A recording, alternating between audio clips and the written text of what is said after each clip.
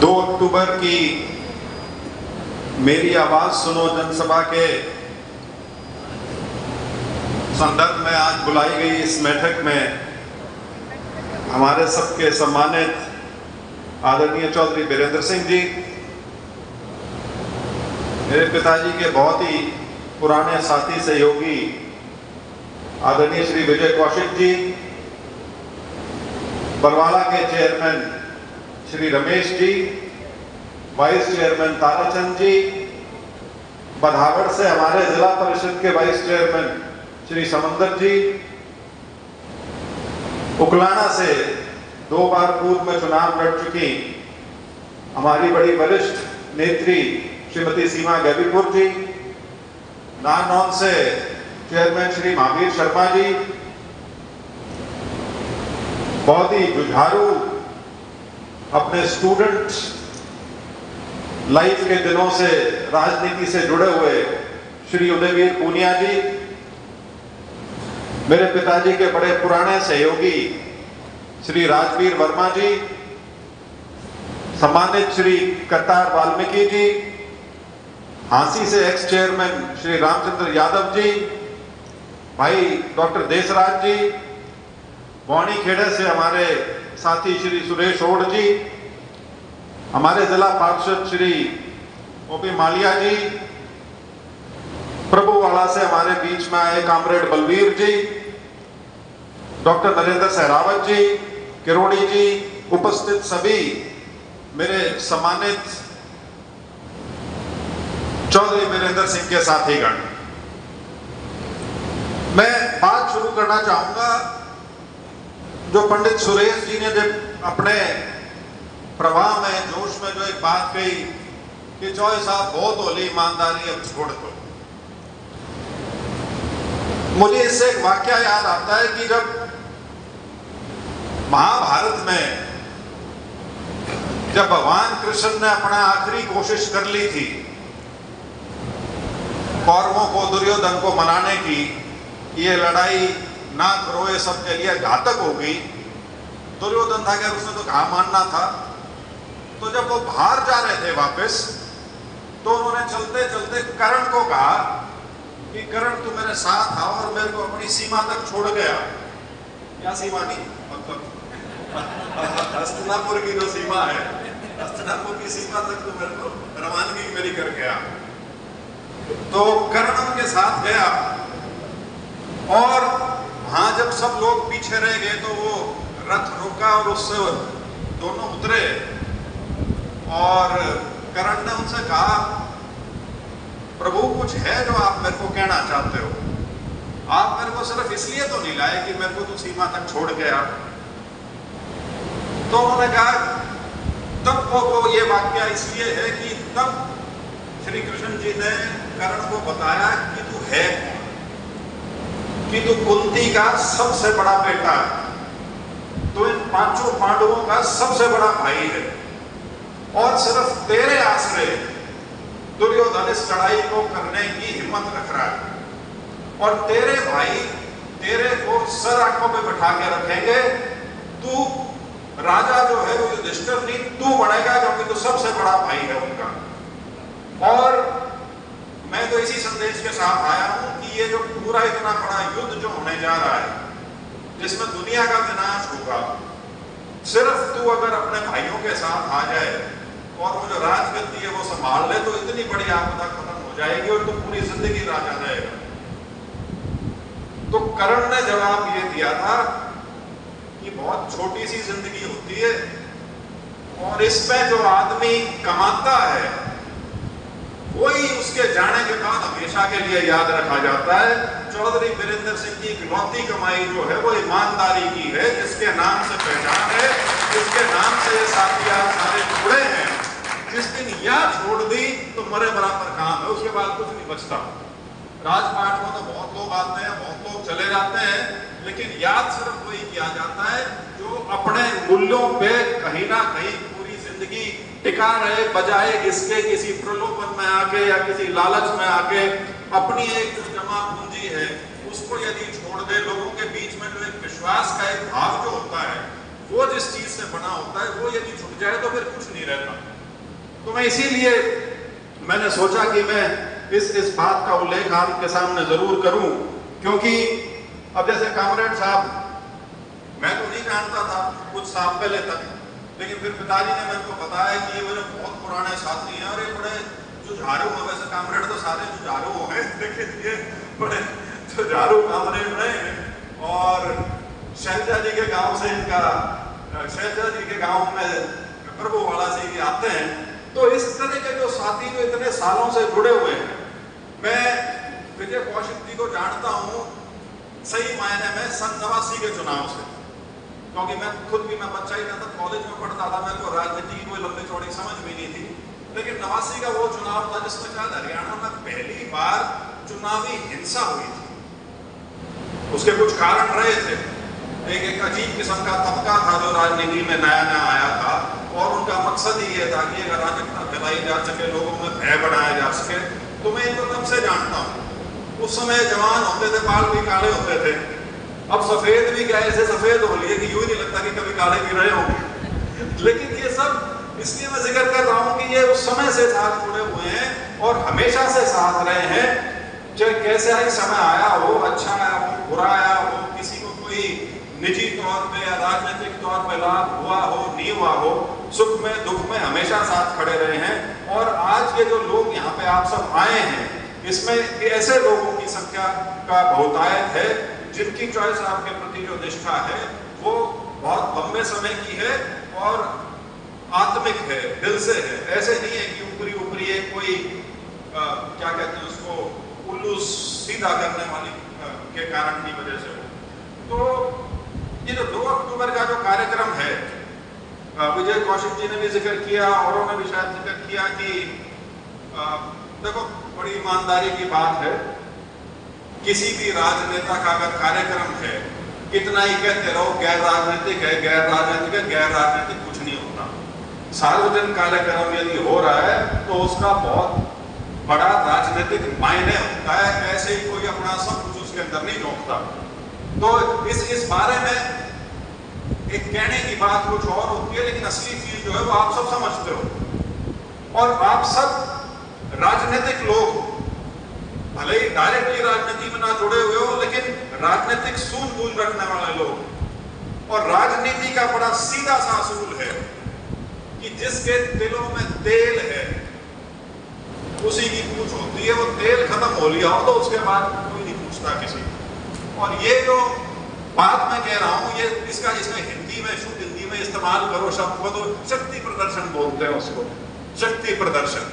तो भैया शक्ति प्रदर्शन जो है, चाहे पार्टी के अंदर का हो, चाहे पार्टी के बाहर का हो, जब तक अपनी शक्ति का प्रदर्शन नहीं करता कोई, तो उस शक्ति की पहचान कोई नहीं करता। तो सिर्फ अपने अंदर बैठ के और ये मान लेना, राजनीतिक गोटियां सेट कर लेना, उससे राजनीति नहीं होती। राजनीति में हमेशा नीचे ही उतरना पड़ता है, लोगों के बीच में जाना पड़ता है। और इसीलिए मैंने कहा कि ये जो 2 अक्टूबर का जो प्रोग्राम है, ये अपने आप को जो एक हैसियत है उसके अनुसार सशक्तिकरण जो हो सके, ये उसके लिए उठाया गया एक कदम है। तो इस संदर्भ में आज आप सब साथी जो हैं इनके बीच, आपके बीच सब आए हैं। चौधरी साहब आपको उद्बोधन करेंगे।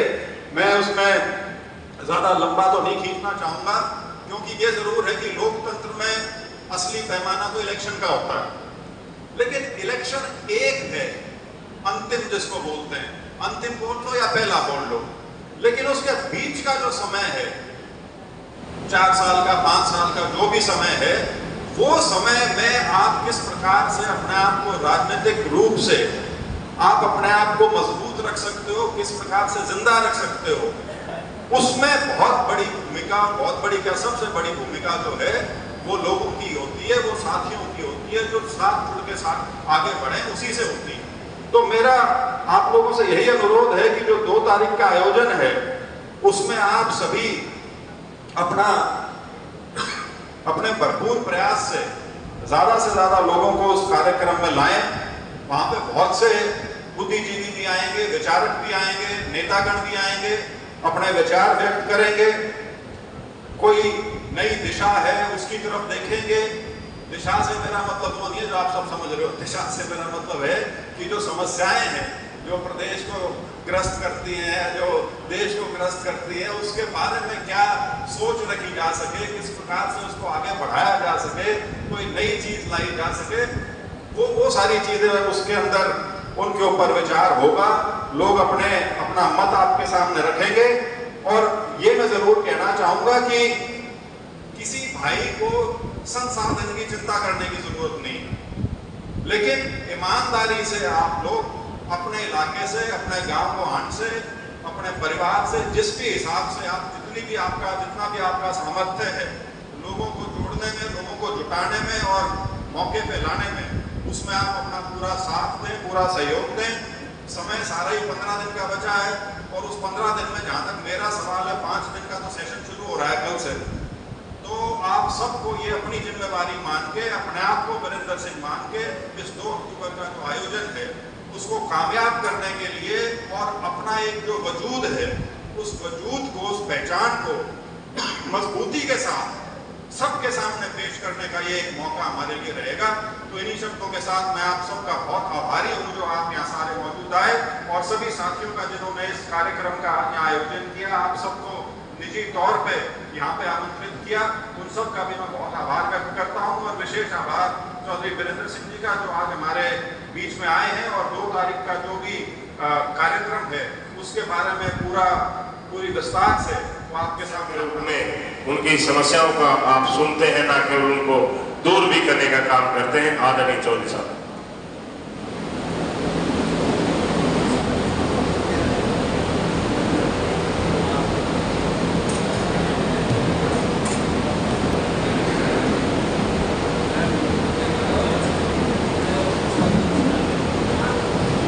वैसे तो ये जितने नाम हैं, ये वीरेंद्र सिंह बोल गया, मैं दौड़ के बोल दूंगा तो सीधा शुरू हो जाऊँ। और मैं आप जितने भी भाई, जितने भी नौजवान साथी यहाँ हमारे निमंत्रण पे, हमारे आग्रह पे आप यहाँ आए हैं, सबसे पहले तो मैं आपका धन्यवाद करता हूँ कि आपने हमारे निमंत्रण को स्वीकार करके यहाँ आने का कष्ट किया, और कुछ देरी से भी मैं आया, उसके लिए आपसे माफी भी चाहूँगा। मंचासीन भी सभी साथी बैठे हैं और मेरे सामने भी बहुत से ऐसे साथी हैं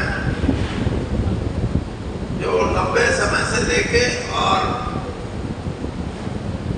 मैं ये कहूँ कि मेरा राजनीतिक जीवन 1972 में पहला चुनाव मैंने लड़ा था, तो 51 साल का मेरा चुनावी राजनीतिक जीवन। वैसे तो उससे पहले भी मैं राजनीति की सोच रखता था, और उसी सोच का कारण है कि पिठपड़ा गांव और सूरेवाड़ा, ये 2 गांव उस समय नरवाड़ा हल्के में होते थे। उसके बाद फिर वो आपके हिसार जिला में चले गए, उससे पहले उचाड़ा हल्के में भी थे। और आज बहुत से साथी मुझे वहां से मिले, वरना 1-2 नंबर एक बात तो एक 51 साल कोई राजनीति में जिए नहीं सकता। जीवेगा तो चाला नहीं जाओगा, चाला जाओगा तो दिखेगा नहीं, दिखेगा नहीं, दिखण में लग जाएगा तो सुनेगा नहीं, और कान दूध तो सारे साफ हो जाएगा। लेकिन मेरी ये चारों बातों चीज दिखता ही ठीक है, इसलिए मैं आपके दर्शन कर रहा हूं। दूसरी बात यह है कि वैसे तो रिटायरमेंट हरियाणा सरकार 55 साल की उम्र में हो जाए, कर्मचारियों की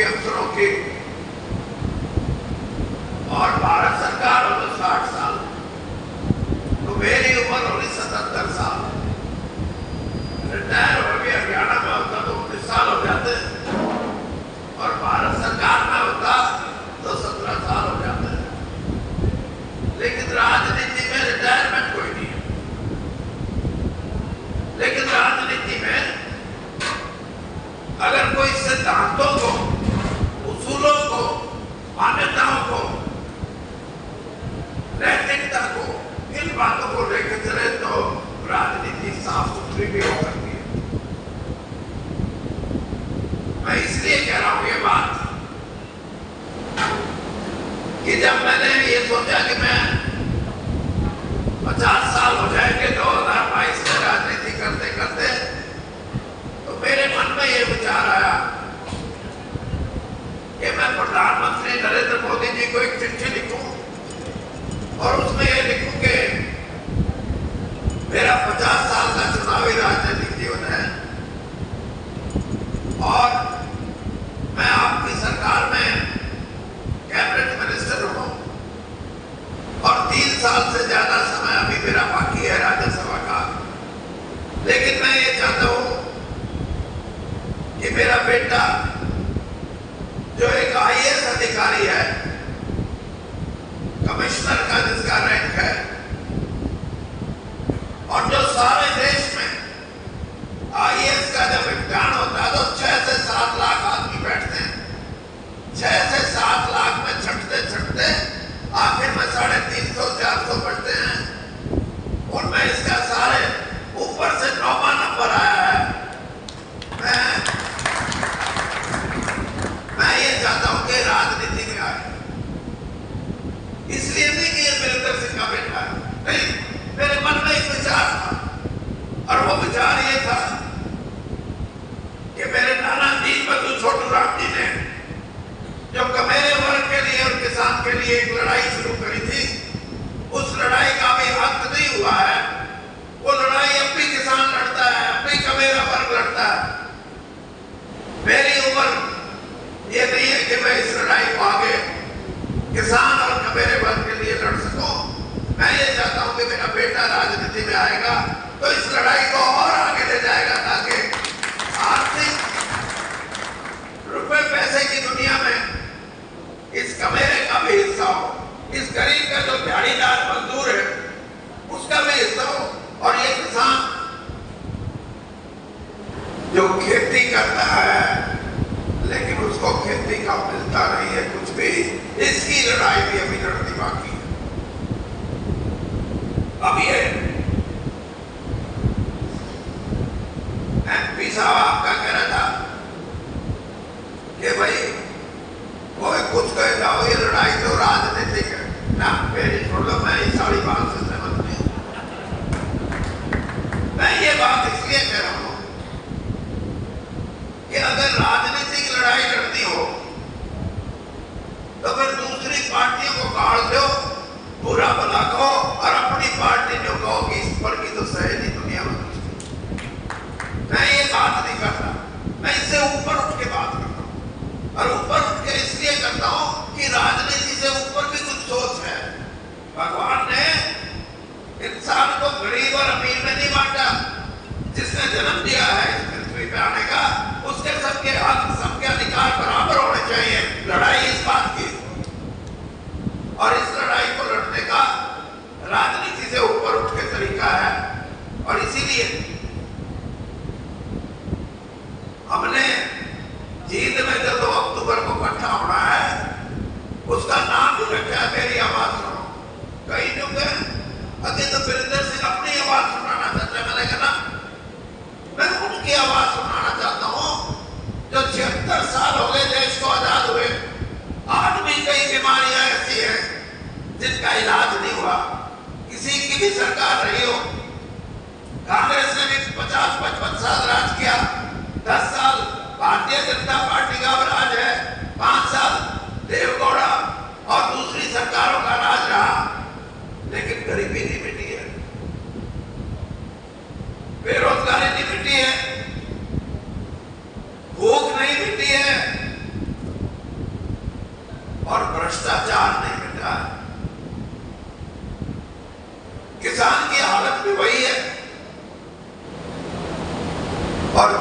की हालत भी वही है।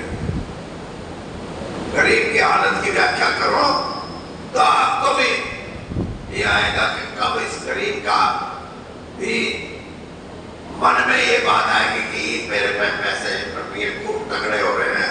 आज भी वो तरसता है अच्छी चीजों के लिए, अच्छे घर के लिए, अच्छे कपड़ों के लिए, अच्छे खाने के लिए, अपने बच्चों को अच्छी पढ़ाई कराने के लिए। अपने बूढ़े माँ बाप दादा दादी अगर बीमार हो जाए तो बड़े से बड़े डॉक्टर को मिलने की उसकी पहुंच नहीं है, क्योंकि उसकी डॉक्टर की फीस इतनी है। तो मैं ये बात इसलिए कह रहा हूं कि हमने उसमें 3 तस्वीरें रखी हैं, जो मेरी आवाज सुनो की, और वो आवाज लोगों की आवाज। कई तो पार्टी तक करते नहीं बोलते, कदे पार्टी वाले जो कहते अरे तू क्या बोल रहा है। कई जो सोचते कदे पुलिस का मुकदमा पढ़ते, कई जो सोचते हैं अब यो फलाना है पहले रूस जाएगा। यह बात तो मैंने कहनी नहीं चाहिए, तभी आवाज से नहीं कहे तो जो कहेंगे मेरा नाम ना लियो। लेकिन मैं ये कहता हूं कि इन बीमारियों का नया इलाज तलाश करना है भाई।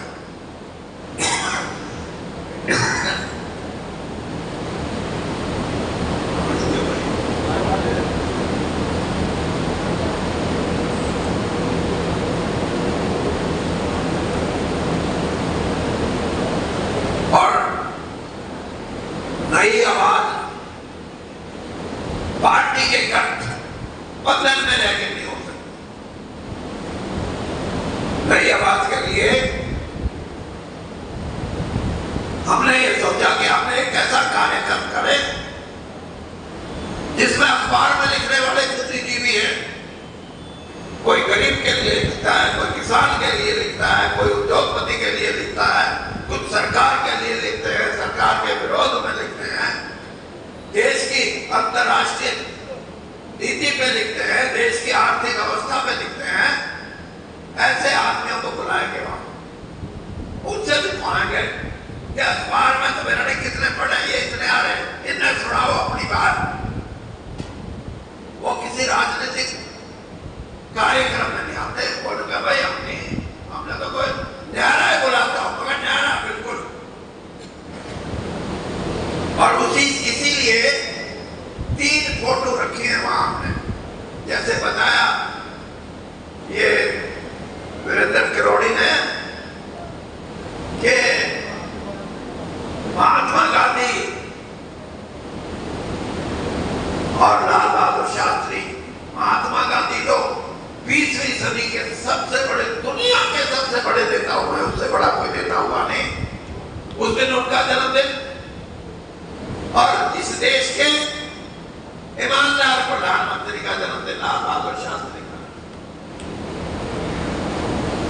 2 महापुरुषों का जन्मदिन है। मैंने भी हिसाब से लाया, सरकारी छुट्टी है, उससे पहले दिन इतवार है और उससे पहले दिन शनिवार है। तो मैंने कहा लोगों ने भी अच्छी फुर्सत होगी और हम अच्छे लोग इकट्ठे करके लोगों के जो विचार है, बुद्धिजीवियों के जो विचार है, राजनीतिक विशेषज्ञों के जो विचार हैं आज की दुनिया में युवा पीढ़ी के, इन विचारों को लोगों तक छोड़ेंगे। इसलिए 3 फोटो लगाए, 3 फोटो नजर आएंगे उस दिन हमारे बैनर पे। एक फोटो होगी शहीद आजम भगत सिंह की, दूसरी फोटो होगी डॉक्टर भीमराव अंबेडकर की, तीसरी फोटो होगी दीन बंधु चौधरी छोटू राम की। ये 3 फोटो का मतलब समझा देता हूं, फिर आप मानना कि राजनीति से ऊपर उठ के शहीद भगत सिंह ने इस देश की युवा पीढ़ी को कहा था कि राजनीतिक आजादी चाहिए, राजनीतिक आजादी संघर्ष से मिलती है, लड़के मिलती है। और इसीलिए 23 साल की उम्र में उसने इस देश के युवाओं को तैयार किया कि आजादी की लड़ाई में शामिल हो जाओ। और उनको फांसी भी हुई, अंग्रेज ने उनको मृत्यु दंड दिया। लेकिन आज भी कोई ये कहे कि कि राजनीतिक आजादी दिलाने की अलग किसने जगाई थी, तो वो अकेला महापुरुष है, वो है शहीद आजम भगत सिंह। और दूसरी, मैंने जैसे कहा कि डॉक्टर भीमराव अंबेडकर वो दलित समाज से आते थे। उनके मन में एक ही भाव था कि मेरे देश का संविधान ऐसा बने जिसमें मेरा दलित समाज, जिसको शोषित, वंचित, पीड़ित समाज बोलते हैं, उसको इतनी शक्ति मिले सामाजिक रूप से कि सारे भाई आपस में ये कहें कि हम सब बराबर है, हमारे में कोई ऊंच नीच का फर्क नहीं, हमारी भावनाएं एक हैं, हम एक रहना चाहते हैं और आर्थिक विकास में भी हमारी हिस्सेदारी तो नहीं हो। ये सोच पैदा की गरीब के लिए, कबीरे वर्ग के लिए, मजदूर के लिए, वो डॉक्टर भीमराव अंबेडकर ने की। और तीसरी सोच किसान के लिए दीनबंधु चौधरी छोटूराम ने पैदा की। उसने कहा कि ये मेहनत करने वाला, जिसको हम कहते हैं कि अन्न पैदा करता है, अन्न खाता है, ये दूसरों का तो पेट भरता है, लेकिन सामाजिक व्यवस्था, आर्थिक व्यवस्था ऐसी है कि इसके परिवार का और इसके खुद का पेट खाली रहे। ऐसी दशा में उन्होंने कहा कि मैं इस किसान वर्ग को, जो खेती करने वाला है, इसको मैं जगाऊंगा, इसको जमीन पे मालिकाना हक दिलाऊंगा, इसके जीवन में आगे बढ़ने के लिए इसके मन में एक जोश पैदा करूंगा। इसलिए तीसरी, आर्थिक दशा को सुधारने के लिए छोटूराम जी ने किसानों के लिए लड़ाई लड़ी, कबीरा वर्ग के लिए लड़ाई लड़ी। और मैं आपको एक बात बताना चाहता हूं, ये चौधरी देवीलाल जब छोटूराम जी लड़ाई लड़ रहे थे किसान की आर्थिक अवस्था को सुधारने के लिए, तो देवीलाल जी उस समय कांग्रेस में थे और छोटूराम जी का विरोध भी करते थे। लेकिन छोटूराम जी उनको बुला के कहते थे, बेटा ये अंग्रेज तो चला जाएगा, राजनीतिक आजादी भी मिल जाएगी, लेकिन ये जो गरीब किसान है, जो खेत में मेहनत करने वाला है, इसको आजादी नहीं मिलेगी, क्योंकि आज भी कर्जे के नीचे दबा हुआ है। और आज भी ऐसी हालत है, आज साहूकार का कर्जा तो पहले तो सिर्फ साहूकार का होता था, आज किसान के ऊपर बैंक का कर्जा भी है। और किसी का रिश्तेदार तगड़ा हो तो किसान रिश्तेदारी से भी पैसे ले लेता है, लेकिन पटते नहीं, ना बैंक का पटता, ना साहूकार का पटता, ना रिश्तेदार का पटता। ऐसी व्यवस्था है। तो वो कहते हैं कि भाई देवीलाल जी, तुम जो नौजवान बच्चा है, तेरी लड़ाई तो ठीक है, आजादी की लड़ाई, लेकिन अगर इस लड़ाई के बाद अंग्रेज चला भी गया और काला अंग्रेज बैठ गया आके, फिर भी तेरे किसान को कुछ नहीं इंसाफ मिलेगा। और ये बात मैं आपको 80 साल पहले की बता रहा हूं, लेकिन आज भी कितनी सार्थक है। सार्थक इसलिए है कि एक मिसाल लेकर समझाना चाहता हूं आपको। मैं 1966 में कॉलेज में था, बीए फाइनल का विद्यार्थी। वो पहला साल था जब किसान के लिए गेहूं का एमएसपी 74 रुपए क्विंटल सरकार ने शुरू किया था। भाई 74 रुपए क्विंटल के हिसाब से क्यों, अगर किसी की कम बिके तो हम खरीदेंगे। और मेरा जो प्रोफेसर था उस टाइम, जो मुझे पढ़ाता था, उसकी तनख्वाह थी 274 रुपये। आज किसान का तो 74 से और 2130 कितना, 2115 है, कितना है? अरे क्यों बेचो, बता देना। 2100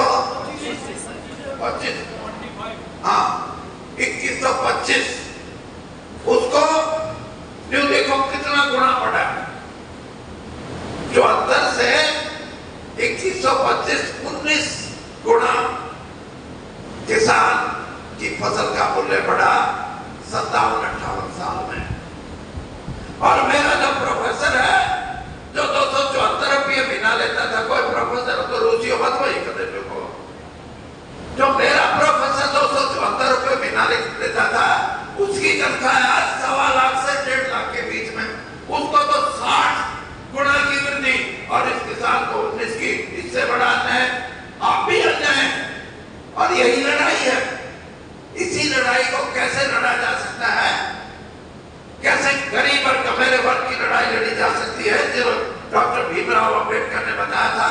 और राजनीतिक आजादी की, कैसी राजनीतिक आजादी?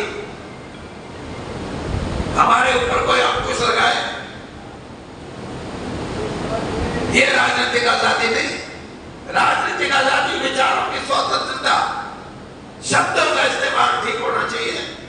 किसी को गाली गलौज करके किसी की भर्त्सना नहीं करनी चाहिए, लेकिन बात को बात कहने की ताकत होनी चाहिए, झूठ को झूठ कहने की ताकत होनी चाहिए, भ्रष्ट आदमी को,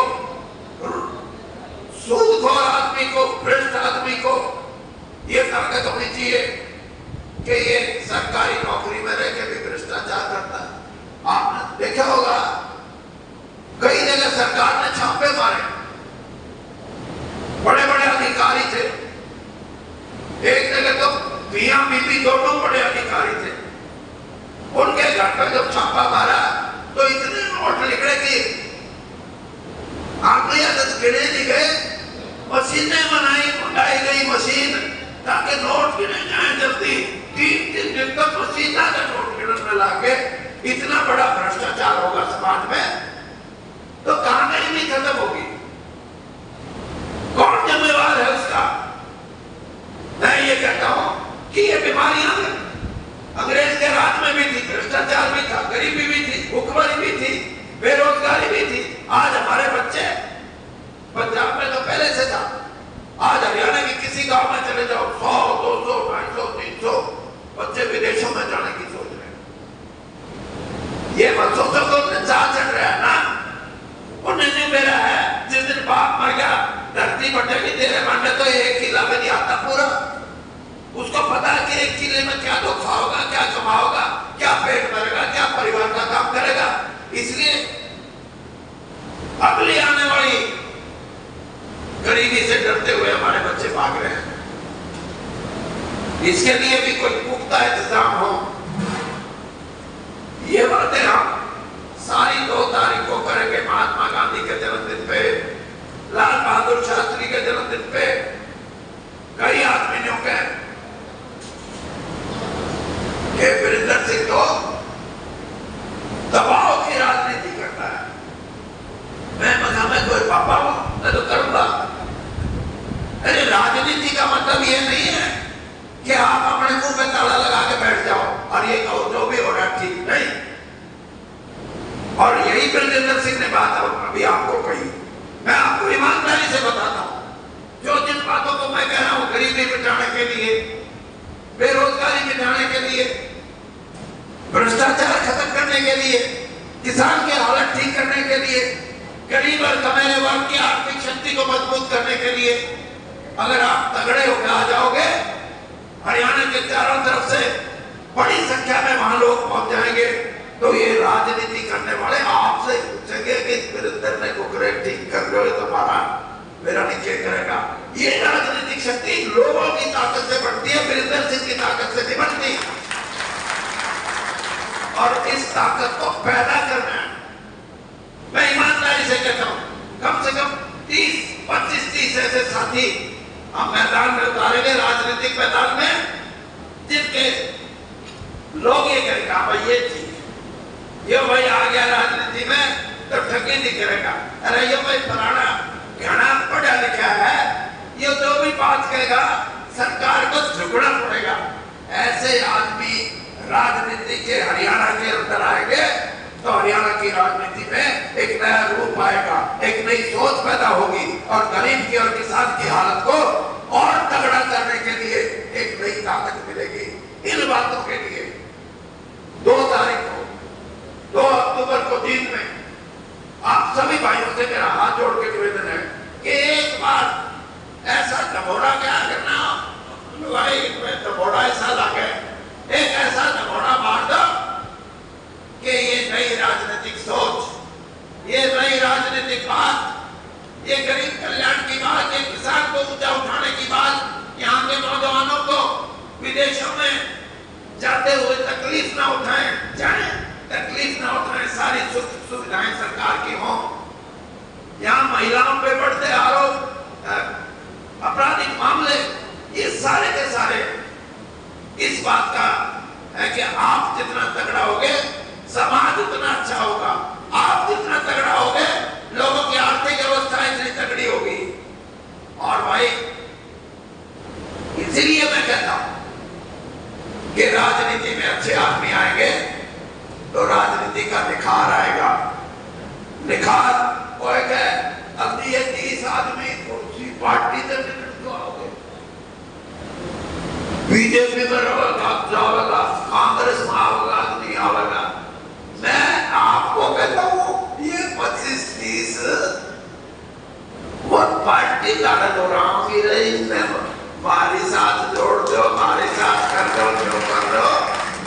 ये है मेरी सोच का हिसाब। और ईमानदारी की बात है, भगवान ने अब 2 साल दिए, 5 साल दिए, 10 साल दिए, इतना तो मैं नहीं जानता, लेकिन जितनी भी उम्र है इसमें मेरा तो मैंने तो बहुत कुछ किया। मेरे को तो हर आदमी ने इज्जत भी दी। प्रधानमंत्री नरेंद्र मोदी ने इस हरियाणा के अंदर 5 बड़े वजीर पड़े 75-76 साल में, जिनको सीधा कैबिनेट मिनिस्टर बनाया। उनमें 4 तो ऐसे थे जो मुख्यमंत्री रह चुके थे, देवी लाल जी, राव वीरेंद्र सिंह जी, भजन लाल जी, बंसी लाल जी, ये चारों मुख्यमंत्री रहे जब कैबिनेट में बड़े मंत्री बने थे। और आपका ये भाई मुख्यमंत्री नहीं था, लेकिन प्रधानमंत्री नरेंद्र मोदी जी ने मुझे उनके बराबर का मंत्री बना के भेजा। ये आपकी इज्जत है, इस इलाके की इज्जत है।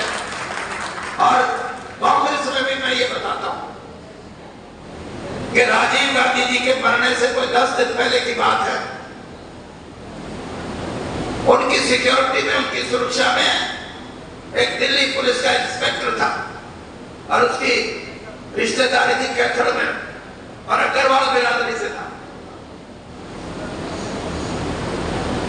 10 दिन पहले मेरे को आके कहने लगा कि बोले आपको मैंने नहीं जानते चौधरी साहब, मेरी कैथल रिश्तेदारी है और शोरे वाला जो वहां एमएलए होते थे ना, उनका मैं रिश्तेदार हूं। और जो ये हमारा साहब है ना, ये मैंने कई बार राजीव गांधी अपनी कार खुद चलाया करते, राजीव गांधी तो कई बार कहता सुना कि मैंने वीरेंद्र सिंह जैसे अगर 20 आदमी भी इस देश में मिल जाए तो मैं इस देश की तकदीर और तस्वीर बदल सकता हूं। लेकिन बात तो ये गुरजिंदर एमपी वाले भी ठीक है, हमने राह नहीं छोड़ा, हम ईमानदारी की बात करते रहे, हम नैतिकता की बात करते रहे, हम सिद्धांतों की बात करते रहे। और जिन्होंने राजनीति में चोर उचक्का बढ़ के करना था वो हमेशा हमारे को ठगते रहे। एक बार मौका मिला था, उस वक्त परमात्मा ने नहीं सुनी, राजीव गांधी इस दुनिया से चले गए।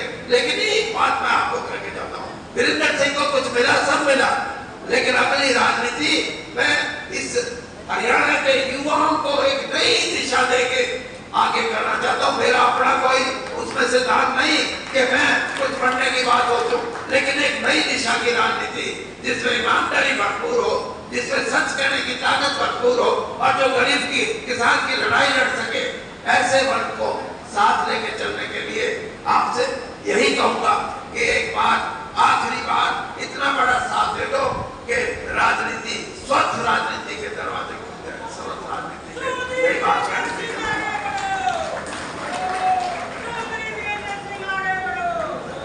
आप सबका बहुत बहुत धन्यवाद। आप सबके लिए कैसी राजनीति की शुरुआत आप क्या चाहते हैं? राजनीति से ऊपर की रही है। मैं 10 बार तो ये बात नहीं कर चुका। कुछ चीजें ऐसी हैं हमारे देश में जो समस्याएं आज भी उतनी व्यापक रूप से खड़ी है जो देश की आज़ादी से पहले थी। चाहे गरीबी की बात है, चाहे भ्रष्टाचार की बात है, चाहे बेरोजगारी की बात है, और चाहे दलित समाज और किसान की आर्थिक अवस्था की बात है। ये सारी चीज़ें आज भी ज्वलंत उदाहरण है जिससे कि देश को आगे बढ़ने की बात जब हम करते हैं तो इस समाज के इतने बड़े वर्ग को जिसकी 70% से ज़्यादा आबादी है, उसके लिए नए रूप में हम कैसे ऐसे समाधान निकाल सकते हैं जो पहले निकाले हैं सरकारों ने। मैं ये नहीं कहता, लेकिन उसके परिणाम वैसे नहीं हम नए रूप से इन ज्वलंत समस्याओं के नए ढंग से, नए तरीके से इनको समाधान करने की एक प्रयास करेंगे रैली के माध्यम से। और मैंने जैसे कहा वो रैली गैर राजनीतिक है, उसमें बोलने वाले भी लोग गैर राजनीतिक आएंगे, लेकिन बुद्धिजीवी लोग होंगे, सामाजिक विशेषज्ञ होंगे और एग्रीकल्चर साइंटिस्ट होंगे, इस तरह के लोग। बहुत बड़ी लड़ाई है पूरे हरियाणा के अंदर की है या फिर सिर्फ किसी एक लोकसभा या डिस्ट्रिक्ट को लेकर? ये कह रहे पूरे हरियाणा से लोगों का आमंत्रित रैली में मैं एक जगह से आमंत्रित करूँगा। अरे आप अगर पत्रकार बनना चाहते हैं कुछ तो सीखो। सर, जैसे बहुत बड़ी लड़ाई है जिस हिसाब से आपने उठाया है कि एक तरह के निस्वार्थ भावना से हम लोग राजनीति करें और बहुत बड़ी लड़ाई, इसको किस तरह से लड़ेंगे? क्या लगता है कि आपकी बातों पे गौर करके लोग भी खुद चाहते हैं कि स्वच्छ राजनीति हो और ज्वलंत मुद्दे जो है कि किसान की बात करें, गरीब की, कमेरे की जो बात कर रहे हैं, उस पर आपका साथ देंगे लोग? देखिए, साथ देना ना देना ये सामाजिक व्यवस्था में किसका कौन आदमी किसका साथ दे जाए ये बात है, लेकिन प्रयास हमारे यही है जो आप कह रहे हैं उसी दिशा में प्रयास है। एक नई सोच के साथ लोगों को लगे कि हाँ, here lies the point, they are in a position to deliver. तो ये कुछ ऐसी चीज़ें हैं जिनको हम कोशिश कर रहे हैं और एक बड़े मन से कर रहे हैं। हो सकता है कुछ ना कुछ उसका हाल निकला है। आपने जैसे 1991 में आर्थिक सुधार हुआ, एक युग शुरू हुआ आर्थिक सुधारों का, इकोनॉमिक रिफॉर्म। उसका फायदा 32 साल में सबकी सरकारें आई, 6 तो प्रधानमंत्री आई, आज मोदी जी है, उससे पहले 7 प्रधानमंत्री और 32 साल में हमारी अर्थव्यवस्था तो बढ़ी। हम दुनिया की आज 5वीं अर्थव्यवस्था है, लेकिन सामाजिक रूप से आर्थिक लाभ किसान को, गरीब को, कमेरे को नहीं मिला जिसकी उसको उम्मीद थी। इसलिए मैं ये कहता हूँ कि आर्थिक सुधारों के युग में नए तरीके से सोचा जाए कि अगर ये लाभ है, आज इंडस्ट्री को लाभ हुआ, हमारी जो एक आर्थिक स्थिति थी दुनिया में उसमें चढ़ाव आया, हमारे ट्रेडर और ट्रेड को बहुत बड़ा बूस्ट मिला है, लेकिन उसका लाभ सीधा किसान को और जो मजदूर लगा लो, वर्कर लगा लो, कमेरा वर्ग लगा लो, उसको मिला नहीं मिला, ये एक सवाल है। और इसीलिए मैं कहता हूँ कि इस पर भी नए से ऐसे सोच विचार होना। जैसे कई बार मीडिया से बातचीत होती है, विवाद आप बोलते हैं, कई बार ऐसे आप बयान भी दे देते हैं, उसका विवाद में आप फिर भी जाते हैं, लेकिन उसमें आप परे रख के अपने जो एक तरह रणनीति है, जो आपके कार्य उस पर चलते हैं, तो आपको ये समस्या कई बार खड़ी होती है, उस पर आप किस तरह से निपटते हैं? जैसे अपने पट रहा है, आपसे बात हो रही है। 2 अक्टूबर की रैली है जींद में, उसको लेकर न्योता देने के लिए चौधरी विजेंद्र सिंह सांसद है, क्योंकि इनके पिताजी वो रैली का आयोजन कर रहे हैं और साथ में फिलहाल यहाँ पहुँचे थे। हम बात करेंगे कैसी रैली होगी। हालांकि कई अगर बात करें तो चौधरी विजेंद्र सिंह कोई विवादों में नहीं घिरते, एक तरह से स्पष्ट राजनीति करते हैं, उसी पर हम बात करेंगे। सर नमस्कार। सर 2 तारीख की जैसे जींद में रैली है, क्या लगता है कि जैसे आपके पिताजी कह रहे हैं कि स्वस्थ राजनीति करनी है हमें और उन जो पीड़ित लोग हैं उनके लिए काम करना है, लगता है कि लोग साथ देंगे? पूरे समाज के लिए है और ये इसका मुख्य उद्देश्य तो यही है कि जो हमारे समाज में या अर्थव्यवस्था में या जो पूरी रूपरेखा बनी हुई है हमारे सारे प्रदेश में या देश में, उसमें जो दिक्कतें हैं जो सदियों से क्या मतलब कम से कम आज़ादी के 75 साल से यूँ की यूँ खड़ी हैं। आज भी बहुत बड़ी संख्या में एक तबका है जिनको ये है कि उनको जो अधिकार जिस प्रकार से मिलने चाहिए नहीं मिले हैं, जिस प्रकार से उनकी उन्नति में जो उनका योगदान होना चाहिए था या उनकी भागीदारी होनी चाहिए थी वो नहीं मिली है। वो किसी भी वर्ग से हों, लेकिन विशेष तौर पर जो पिछड़ा वर्ग है या जो किसान वर्ग है, जो कमेरा वर्ग है, उनसे संबंधित है। दूसरा, बेरोजगारी अपने आप में मुद्दा है। ये खास तौर पे जो चलन चला है, पहले पंजाब में था, हरियाणा में भी चल पड़ा कि ये विदेश जाने वाला है। ये कोई ऐसा नहीं है कि लोग अपनी इच्छा से जाना चाह रहे हैं, उनको शायद ऐसा लगता है कि अगर उन्होंने अपने भविष्य में कुछ काम करना है तो अपनी छोटी मोटी ज़मीन भी जो है उसको बेच के जाने का काम हो। और इस तरह की चीज़ें हैं तो उनके ऊपर कोई नई दिशा मिल सके, नया रास्ता दिख सके, उसी संबंध में ही आयोजन। जैसे चौधरी साहब कह रहे थे 20-25 बंदे ऐसे चुने जाएं, ऐसे नेता हों ताकि समाज के लिए, देश के लिए और प्रदेश के लिए काम करने वाले हों। उसी से आपको लगता है कि जो बड़ी पार्टियां हैं उसमें जैसे स्वयं आप बीजेपी सांसद भी हैं, कांग्रेस भी है और इंडिया गठबंधन भी इस वक्त, वो अच्छे नेताओं को आगे बढ़ने देगी? नहीं, बिल्कुल हमेशा जगह होती है, लेकिन जगह कोई स्वेच्छा से खाली नहीं करता। किसी भी खासतौर पर राजनीतिक क्षेत्र में अगर आपको अपनी जगह बनानी है तो उसके लिए संघर्ष तो बिल्कुल अनिवार्य है। उसके बिना कौन अपनी जगह छोड़ने को तैयार होगा? तो देखते हैं। तो कई बार चौधरी साहब के लिए भी बात होती है कि अपना दबाव बनाने के लिए भाजपा में इस तरह के आयोजन करते हैं, इस तरह की रैली की बात करते हैं, इस तरह की बातें भी आती हैं। तो राजनीति में जब तक आप दबाव नहीं बनाएंगे आपकी सुनेगा कौन? ये सिर्फ वो थोड़ी बनाते, सब बनाते हैं। कुछ कमरों के अंदर बैठ के बनाते हैं, कुछ बाहर आके बनाते हैं। दबाव तो राजनीति का हिस्सा है। तो उसमें कोई अटपटी चीज़ क्या है? तो 2 तारीख की जो रैली होगी उसमें हरियाणा में एक तरह से हुंकार होगी। मैं इस तरह के शब्दों का इस्तेमाल नहीं करता कि भूचाल आ जाएगा या हुंकार होगी या ये वो, लेकिन हाँ बहुत कामयाब आयोजन होगा और निश्चित तौर पर उससे कुछ नया निकल के आएगा। कोई नए नेता भी वहाँ पे आएंगे तो उसके बारे में मैं नहीं जानता, क्योंकि ऑर्गेनाइजिंग कमेटी जो है वो वीरेंद्र सिंह साथी के नाम से है। उनके पदाधिकारी जो न्योता वगैरह है वो उनकी तरफ से है। Thank you.